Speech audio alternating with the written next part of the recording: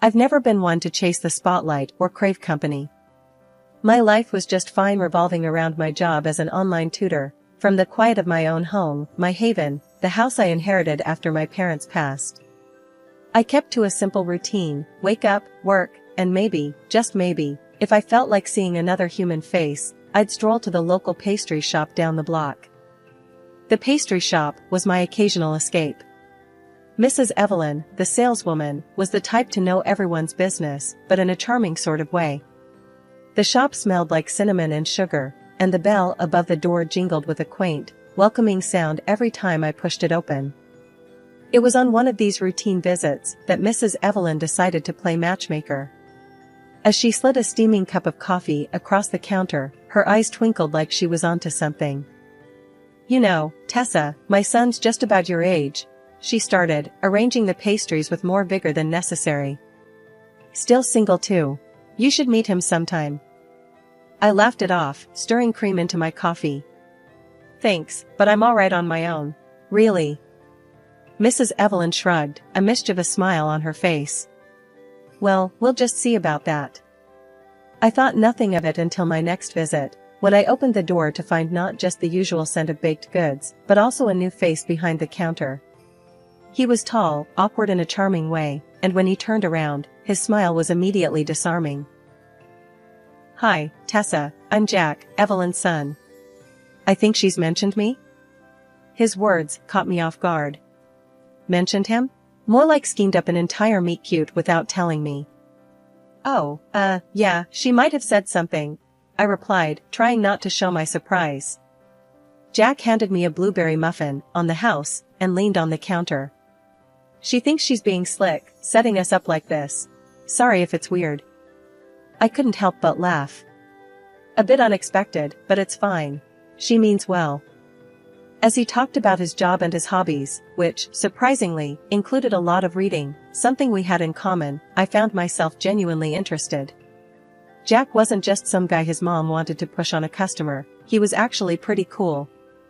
"Do you come here often then? To get away from the chaos of the world?" he asked, gesturing to the shop. "Yeah, it's my little retreat. Good coffee, better pastries, and now, apparently, decent company," I said with a smirk. Jack grinned, clearly pleased. "Decent? I'll take that as a compliment, coming from someone who'd rather be at home." The conversation flowed easily after that, the initial awkwardness melting away like butter on a hot muffin. By the time I left the shop, phone numbers exchanged and a promise to grab dinner together sometime soon hanging between us, I had to admit, Mrs. Evelyn might have been onto something after all. A year of dating flew by like it was nothing. Jack and I got along easily, slipping into a comfortable routine of shared dinners and late-night talks about everything and nothing.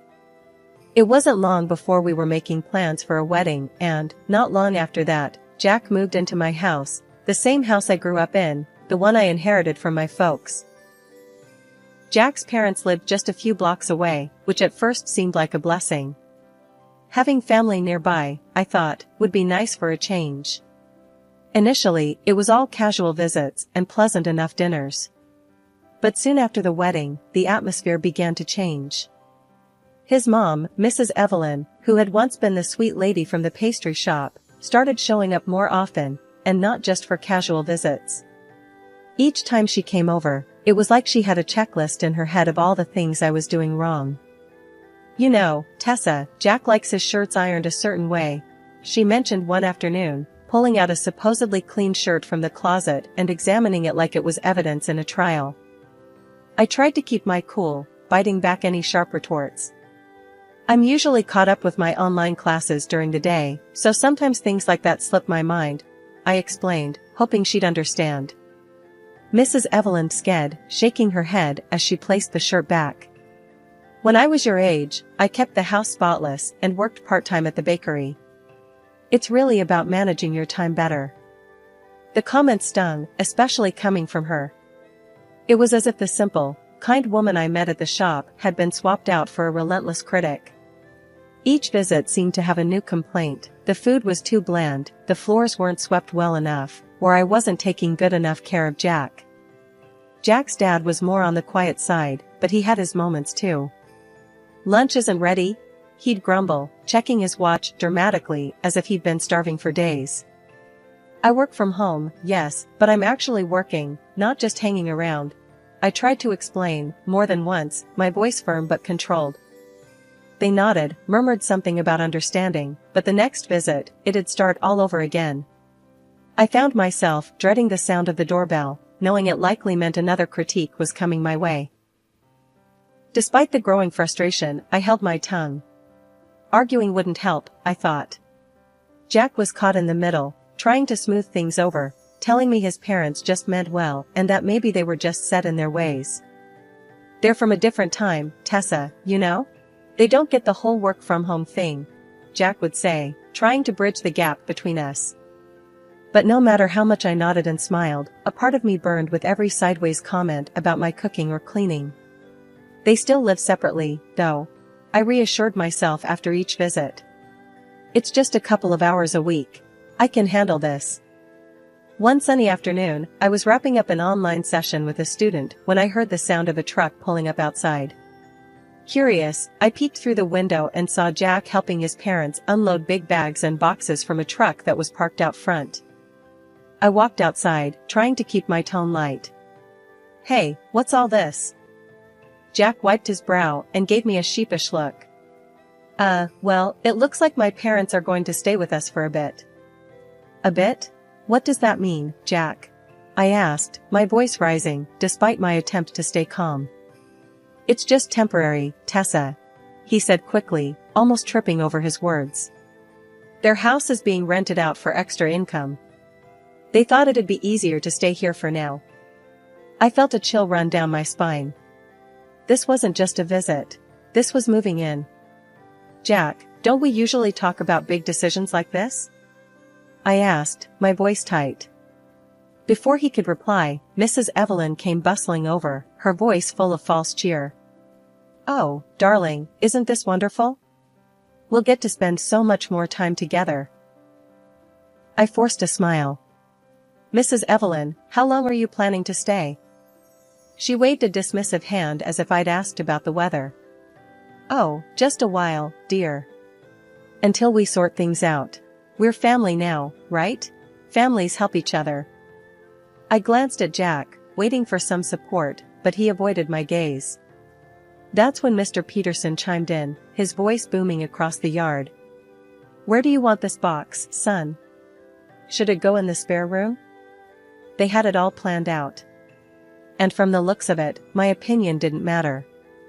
It's been literally a few days, my home no longer felt like mine. Mrs. Evelyn took over the kitchen, criticizing every meal I made. You need to add more salt, Tessa. And this meat is all wrong. Jack likes it tender.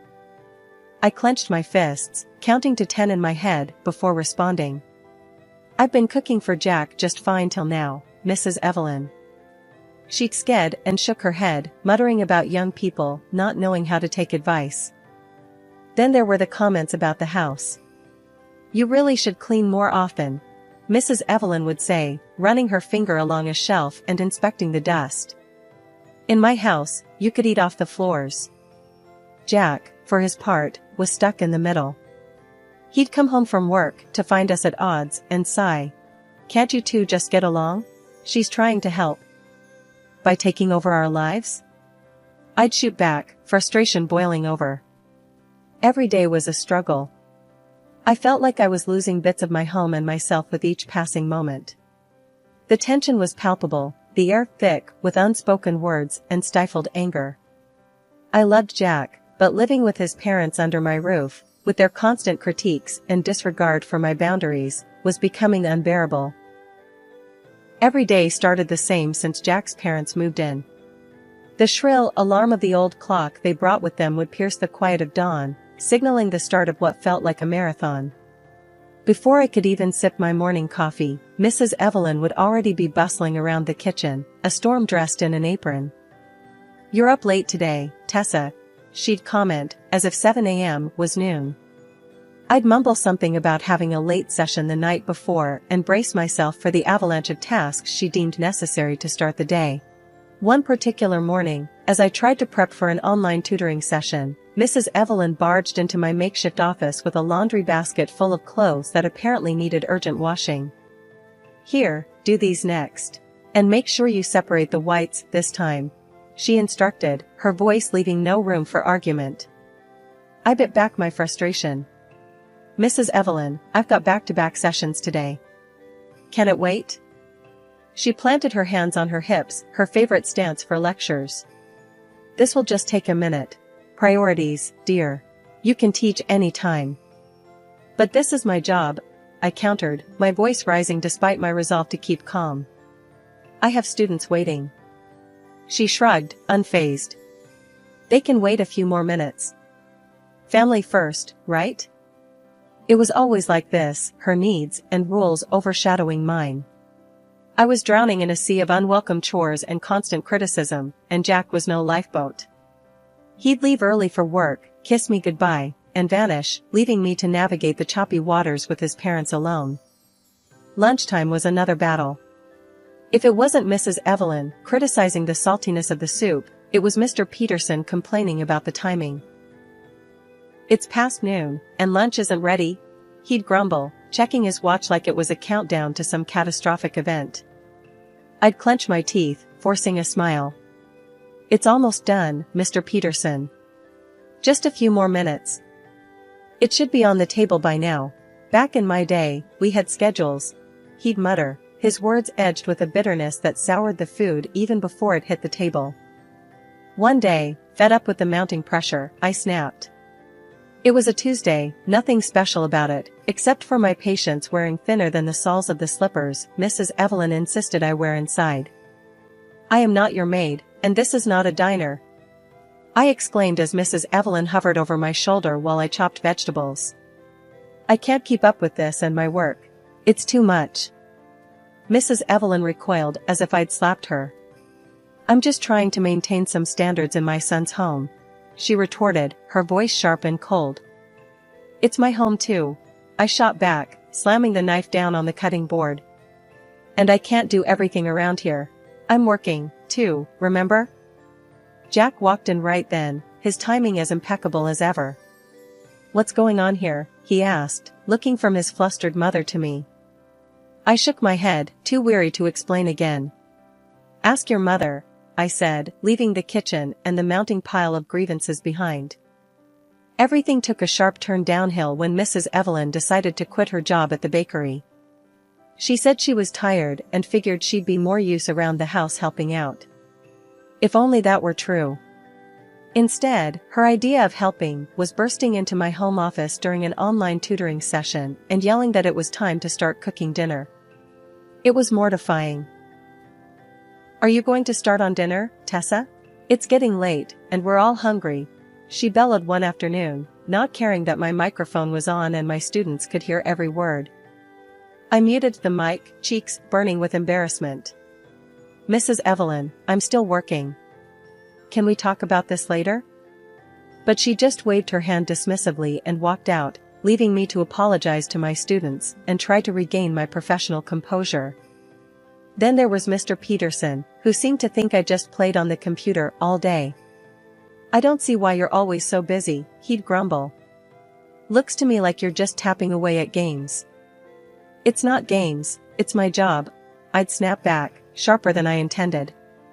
"This is how I earn our living now." That's right, our living. Because 3 months into this new family arrangement, Jack came home in the middle of the day, looking like he'd lost a fight.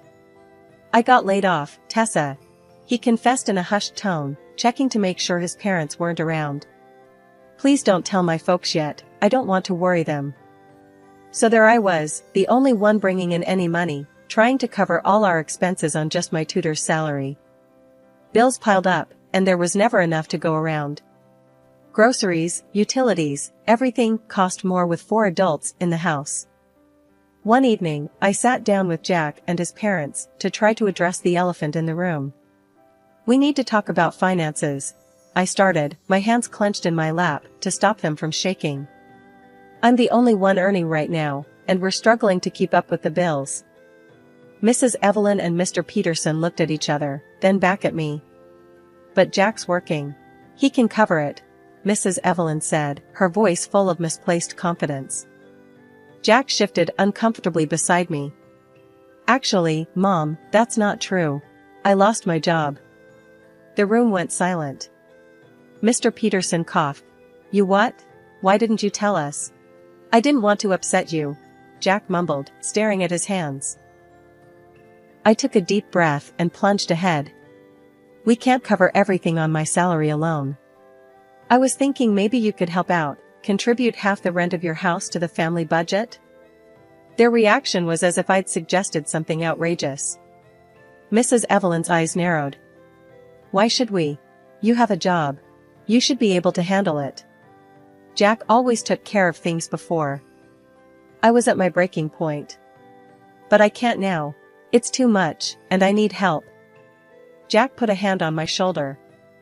Maybe just give me some time to find a new job, okay? I'll sort it out.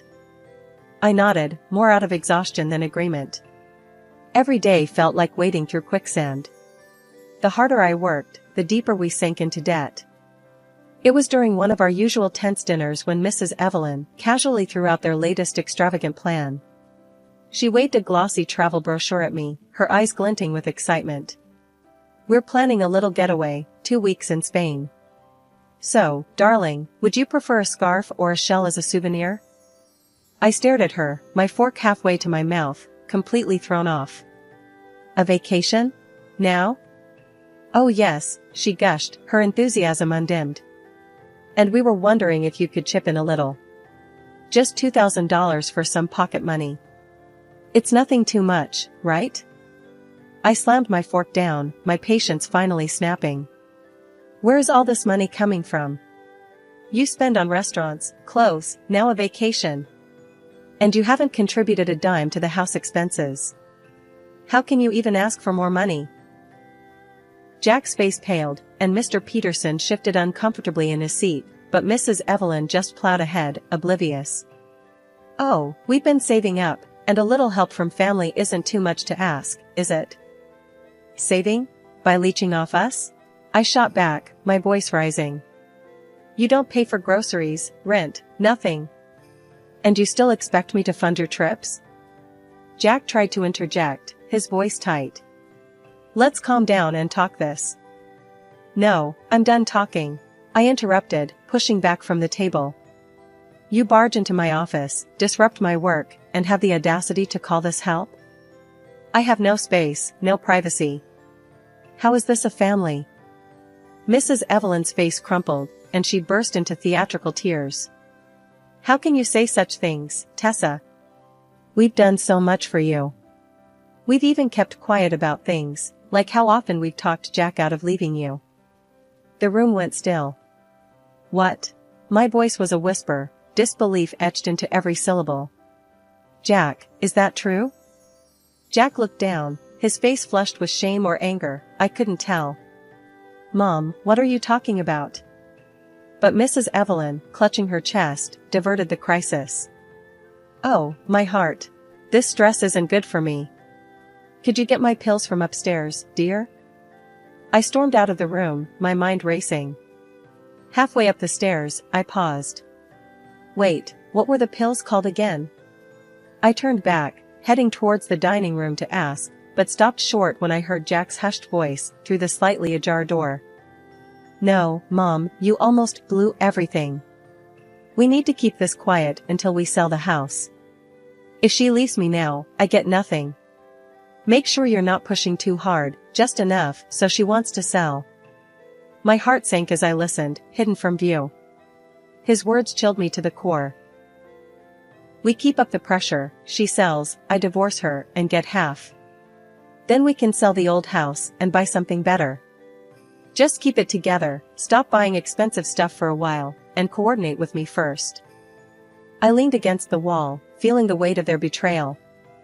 I couldn't believe what I was hearing, my marriage, my home, it was all a setup. Taking deep breaths, I composed myself and walked back into the dining room. Mrs. Evelyn was wiping her eyes, miraculously recovered. I forgot to ask, what's the name of your medicine? She smiled sweetly, a stark contrast to her earlier performance. "Oh, it's nothing, Tessa. I'm feeling much better now. Thank you." As I sat back down, I knew I had to play along. They didn't know that I knew, and I needed to keep it that way. Inside, I was reeling, but outwardly, I was calm. I needed a plan, and until then, I had to keep my cards close to my chest. The next morning, I woke up with a plan crystal clear in my mind. I canceled all my classes for the day, a first since I started tutoring online. I drove to the lawyer's office, my hand slightly trembling as I gripped the steering wheel. At the lawyer's, I laid everything out, the overheard conversations, my financial contributions, everything. The lawyer was meticulous, making sure that the divorce papers were ironclad, especially regarding the ownership of the house and my assets. "They won't see a cent of your property," he assured me, his voice firm and resolute. When I returned home, the atmosphere was stifling. Jack and his parents were in the living room, an air of impatient waiting hanging over them. As soon as I walked in, Mrs. Evelyn erupted. "Where have you been all day? You couldn't even bother to make dinner before leaving?" Her voice was shrill, echoing off the walls. I stood at the entrance, my resolve hardening. "I'm done cooking. And I'm done tolerating disrespect in my own house," I replied, my voice calm but ice cold. Jack stood up, his expression a mix of frustration and a poorly masked desperation. "Maybe it's best if we just sell the house and find somewhere else to go. Start fresh, you know, without my parents?" He was playing his part, thinking he was steering the conversation towards his goal. His parents froze, their faces a picture of greedy anticipation. But I couldn't help but laugh, a short, humorless sound that bounced sharply around the room. "Sell the house? Oh, Jack, I know about everything. Your plans with your parents. It's over." I pulled the divorce papers from my bag and slapped them down on the coffee table in front of him. "Here are the divorce papers. I want you and your parents out of my house immediately." The room erupted. Jack's face turned a deep red, his eyes wide in shock. Mrs. Evelyn began to sob dramatically, while Mr. Peterson stood up, his body tense with anger. "You can't do this to us, we're family." "That's no family of mine," I shot back. "You tried to cheat me out of my home, my security. It's done." Jack made a move as if to argue, but I cut him off. "I have recordings of your plans. My lawyer is fully aware of everything. Leave, or I will call the police." They gathered their things, Mrs. Evelyn wailing the entire time, while Mr. Peterson muttered curses under his breath. Jack looked defeated, the reality of his situation finally dawning on him as he realized the game was up. The next few weeks were a blur of activity. I threw myself into revamping the house, turning it back into the sanctuary it had been before. Each room was cleansed of any remnants of the past months, every cushion, every piece of linen that held any trace of them was replaced. One afternoon, while rearranging the living room, my phone buzzed. It was a call from Emma, a friend I hadn't spoken to in months, too embarrassed to tell anyone about the mess my life had become. "Hey, Tessa, I heard about the divorce," Emma's voice came through, tinged with concern. "How are you holding up?" I paused, paintbrush in hand, looking around at the half-finished room. "I'm okay, Emma. Actually, I'm better than okay. I'm starting something new. I'm expanding my online tutoring into a full-blown virtual academy. Planning to offer courses worldwide." We chatted a bit more, and after hanging up, I felt a renewed sense of purpose. My life was truly my own again, and I was going to make something incredible out of it. Days turned into weeks, and my project began to take shape. I hired a small team, working tirelessly to build a platform that wasn't just about learning, but about connecting people across the globe. The response was overwhelming. Students from different countries signed up, eager to be part of a community that promised more than just education. Several weeks later, Mrs. Evelyn called me. The house they had rented out burned down due to faulty electrical wiring, a disaster exacerbated by her failure to renew their insurance on time. "Can we stay with you, just for a little while? We have nowhere to go," she pleaded over the phone. The pause was brief. "No, Mrs. Evelyn," I replied firmly. "We are strangers now. I wish you the best." Hanging up, I felt a twinge of something, a remnant of the bond one thought we had. But stronger than that was the conviction in my own voice, the certainty in my choice.